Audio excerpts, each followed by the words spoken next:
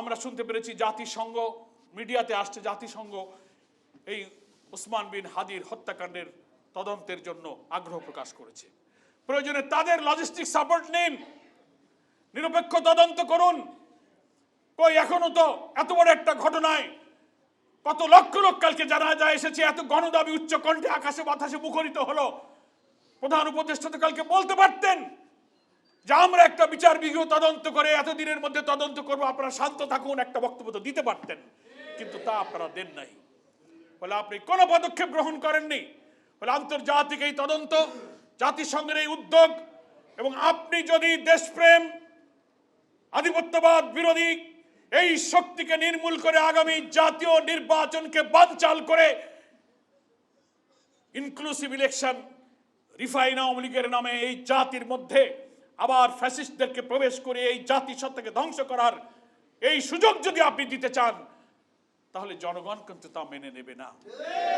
আপনার প্রতি আমাদের এখনো আস্থা আছে, আমরা আস্থা রাখতে চাই, কারণ আপনি ইচ্ছা করে ক্ষমতায় আসেননি এবং ক্ষমতায় আসার পরে জাতিকে একথাও বলেছেন যে আমি ক্ষমতায় থাকতে চাই না, আমার দায়িত্ব পালন করে আমি চলে যাব।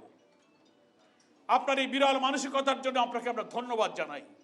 কিন্তু আপনি ওসমান হাদির জানাজায় যে প্রতিশ্রুতি দিয়েছেন যে প্রিয় হাদি, আমরা তোমাকে বিদায় জানাতে আসিনি, আমরা তোমার কাছে শপথ নিতে এসেছি, ওয়াদা করতে এসেছি, সেই ওয়াদাটা আপনি করুন।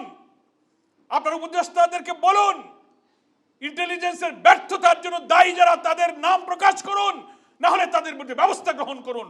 তাহলেই হাদির কফিনকে সামনে রেখে আপনি যে ওয়াদার অঙ্গীকারের কথা বলেছেন সেটা সত্য বলেছেন বলে প্রমাণিত হবে। সম্মানিত দেশবাসীকে আমি বলবো, সরকারের এই নীরবতার দেয়াল ভেঙে এই জাতির গণ আকাঙ্ক্ষার সাথে আপনাকে একাত্ম হওয়া উচিত। শহীদ ওসমান বিন হাদির পরিবারের সাথে আমরা শুধু জামাত ইসলামী নয়, সারা দেশবাসী আছে এবং ইনশাআল্লাহ থাকবে। তার ভাই বলেছে আমাদের কারো সাহায্যের প্রয়োজনে মহান আল্লাহ আমাদের উত্তম সাহায্যকারী। এটাই হচ্ছে ইমানদার মুমিনের কথা। এজন্য ছবিতে ওসমান বিন হাদির শিশু বাচ্চাটাকে যারা দেখছেন তারা চোখের পানি রাখতে পারছেন না, কোনো জবাব নেই, কোনো ভাষা নাই। এইভাবে একটা শিশু সন্তানকে পিতৃহারা করা, তার ভাই বোনেরা পাগল হয়ে যাচ্ছে, মা পাগল হয়ে যাচ্ছে। কিন্তু আমাদের প্রশাসনের যন্ত্রে, ইন্টেলিজেন্সে যারা আছেন, এই চোখের পানি, এই শোক, এই শিশু তাদের হৃদয়কে স্পর্শ করতে পারছে না।